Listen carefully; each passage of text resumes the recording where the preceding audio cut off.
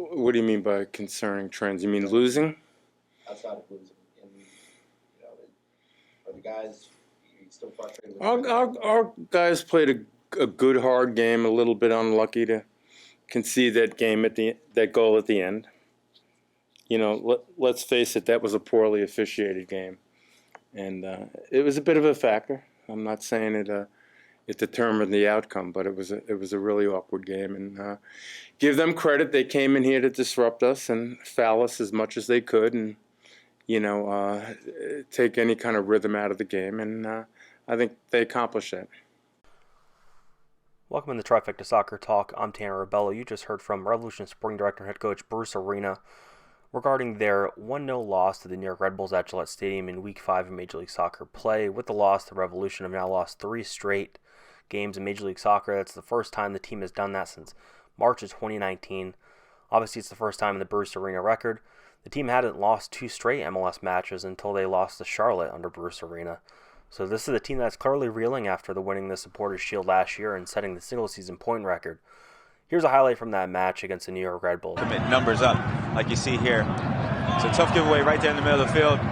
When everyone's spread, Farrell's left by himself. And Farrell does a really good job here to make it predictable. He just keeps him on the right.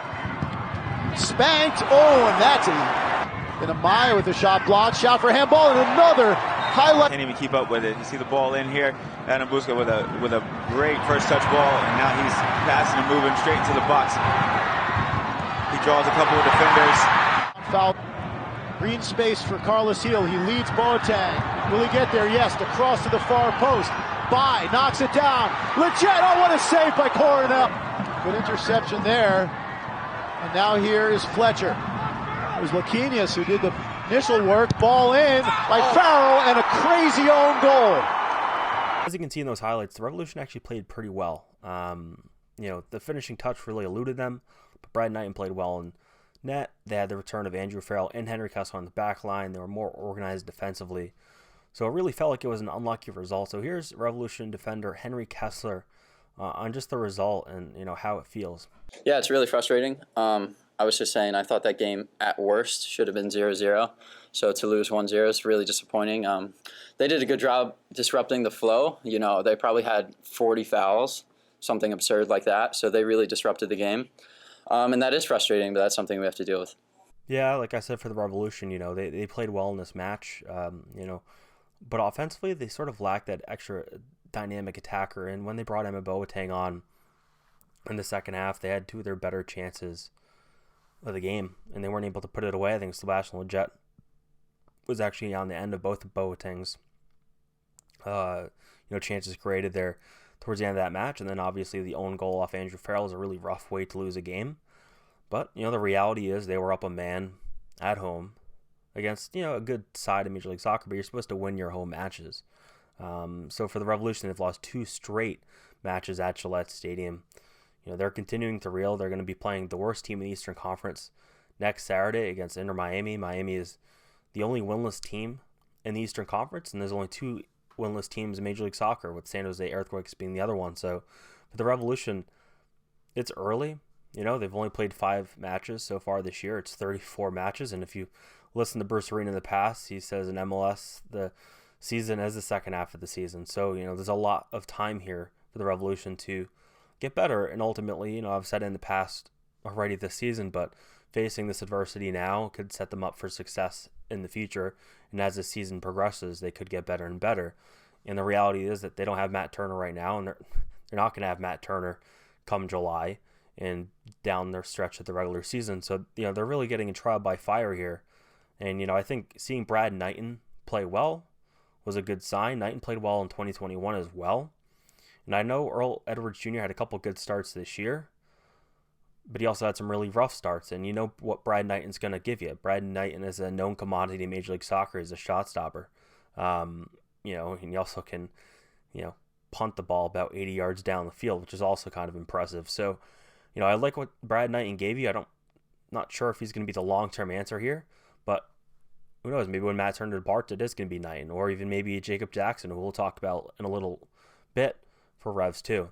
But there was a lot of interesting post-game from Bruce Arena specifically, talking about the officials.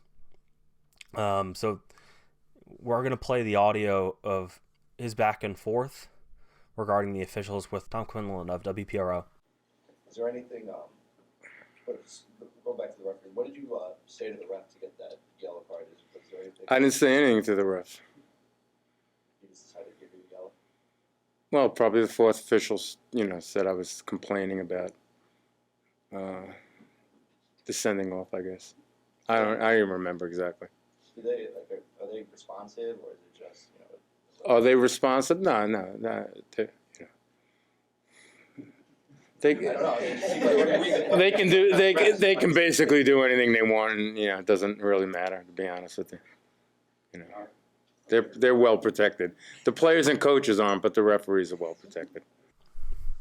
Another interesting takeaway from Bruce's post game was the Matt Turner foot talk. He really basically had a conversation with Tom Quinlan of WPRO in the post game, a full on fledged conversation. So here's really that conversation back and forth between Bruce and Tom. Anything else here? But now that we know more circumstances behind Matt's injury, do you have any comment about the decision for U.S. Soccer to play that game in minus 2-degree weather in Minnesota? Well, personally, I told him in advance I thought it was stupid to be playing teams of that quality in those, thinking that they have to be in those kind of conditions. Having said that, we've been playing in a mess, obviously, in previous games here, but U.S. Soccer, I personally felt could have played in any venue in the country and would have succeeded in those games. So Matt's injury that he has now was not a result of the injury he suffered in the game in Minnesota. Sure. He got frostbite, actually, was his injury. He got frostbite. It was frostbite. So that was brought up with Greg a couple weeks ago, Right. and that was kind of. So why was there a communication issue? Like, why did U.S. Soccer not want you guys talking about this, or did you guys just Talk about what? Matt's injury? Because The injury he has now had nothing to do with the frostbite he suffered in Minnesota. Sure, but it kind of was. It kind of seemed like there was just a lot of confusion coming in with. I know There was no confusion. The frostbite was on one foot. The injury he has now is on the other foot, so you can't. There's no connection to it. Sure. But And having said that, Canada is not playing around with venues, but Canada's playing games in Canada. What are they going to do in February? Where are they going to go? The only place they can probably go to that's a little bit more suitable in terms of climate is obviously Vancouver, indoors on a turf field in a dome. But that's now been part of the game in CONCACAF, and it always has been. When I coached the national teams, there was always little gimmicks that countries played to try to get an edge. It really is interesting to hear Bruce Arena call it frostbite for Matt Turner's foot. That's something that U.S. Soccer has not called. The Revs organization hasn't said that, and Matt Turner himself has not called it frostbite. Stemming from that match against Honduras in Minnesota. But I think what get lost on a lot of people is the injury that keeping Matt Turner out right now is a hairline fracture, and it's on the other foot from the one that he had issues from the cold in Minnesota. And the reality is he took 3 to 4 days off after that Minnesota match, came back to the Revs first team in LA, trained a day, then played in a preseason friendly against LAFC the day before they left for New England to come back here to prepare for Cavalli AS in the CONCACAF Champions League. So the injury to Matt Turner that he's currently dealing with and rehabbing from has nothing to do with the cold weather in Minnesota for the United States men's national team. And for what is where, Bruce said some pretty big things about U.S. Soccer there and how they play games, but he also noted that, in CONCACAF, a lot of countries play tricks. A lot of countries will use the elements to their advantage, whether you're going down to Central America and playing in high humidity, high heat, or, in Canada playing in cold temperatures up there. And obviously the U.S. men's national team is going to use, the diversity of the United States and the different climates to its advantage. And it's not going to put, Mexican versus USA game in a market like Los Angeles, they're going to look at demographics. They're going to play in Minnesota against Honduras because it's going to make more sense from a travel perspective in terms of then going up to Canada, playing in the cold, and it keeps all the matches in the cold, so there isn't a change in climate. And I'm not defending it. I don't think they should have played that game. I think it was too cold to play a soccer game, to play any kind of sport. But the reality is teams do it. The United States men's national team did that kind of stuff when Bruce was there too. So, but it's interesting to see him say, it's frostbite in his quote, but no one else is saying that. So, I guess he'll continue to be a story point on Twitter, but that's the last you're going to hear from me about it. And you're not going to read any more on Trifecta Sports about it because it's not even the injury that's keeping Matt out. If it was that same foot that had, the cold weather impact and then the hairline fracture, then it'd be a conversation to be had potentially. But the fact that it was a separate foot, the fact that it happened on a backwards pass challenge in a preseason match against LAFC, it's a moot point. Everyone's said it at this point. Greg Berhalter said it, Bruce Arena, Matt Turner. It happened in a game against LAFC in a preseason game, not in the United States men's national team game.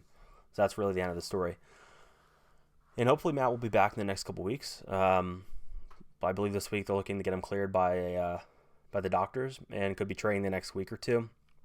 And then Bruce Arena said in the 95 The Sports Hub they're targeting a May return date, which will basically give Matt Turner 2 full months of preparing and playing with the New England Revolution before he's going to depart for Arsenal. I believe it's end of June that he's going to be departing, early July, something around that time frame.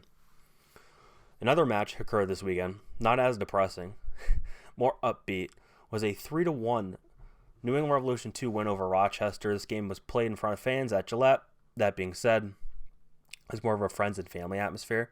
Reminded me of a lot of the games last year they played at home where they didn't have fans in attendance.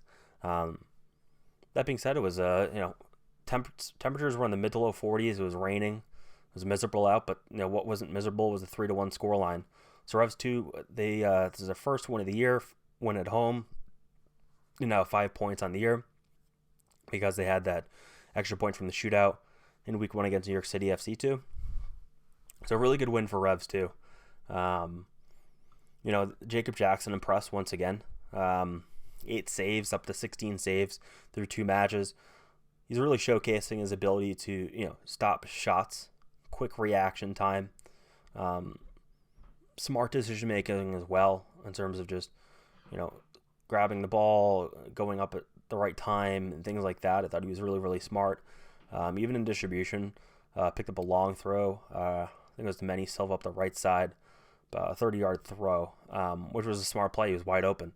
So I'm impressed with Jacob Jackson. He did have that one goal toward the near post, right underneath his sort of dive there. Probably should have had that, but ultimately Jacob Jackson played a really solid game. And you can see why the Revolution used a first-round pick on him. And now the question I have is Jacob Jackson potentially ready, maybe not right now, but in a couple months to potentially be in Major League Soccer? And I think it's a fair question to ask based on what he's doing right now in MLS Next Pro. Obviously, there's a step up from going from this level to Major League Soccer, but if he continues this play, if he continues to have 8 saves a match and, for the most part, really, really solid play, you might warrant a look at some point in Major League Soccer.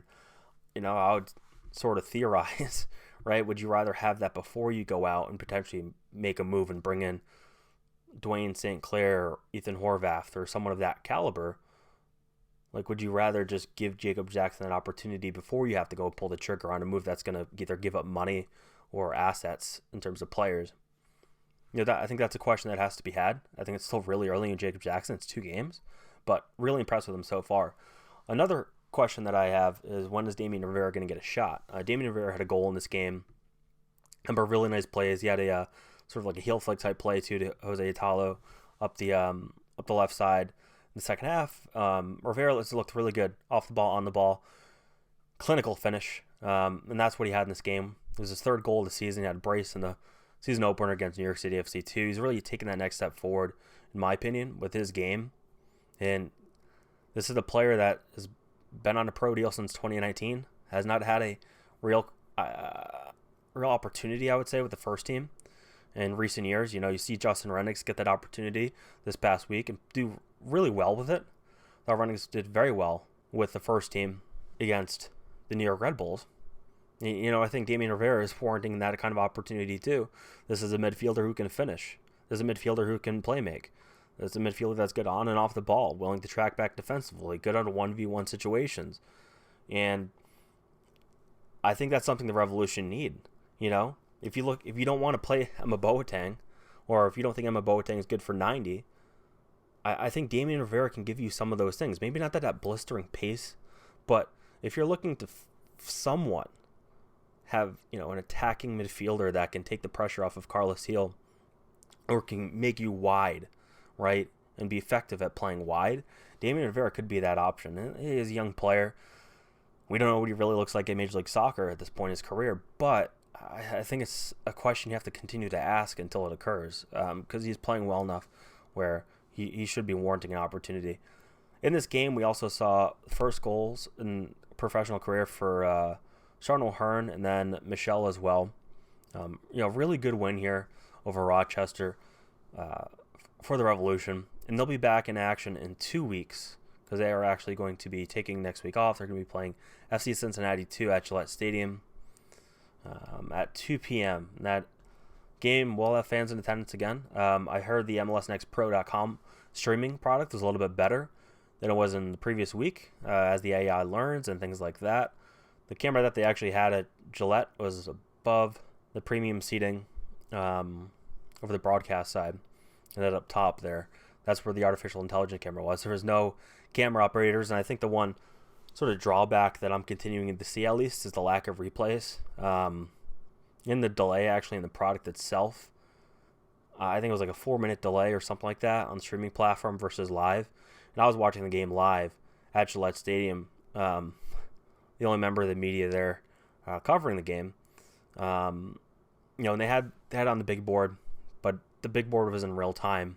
And you go look at the stream, it's 4 minutes behind. So if you're looking for a replay, it really wasn't one. And even when the stream caught up and you see the goal or you see the save or whatever have you, there's no replay of it because there's no production being done on the game.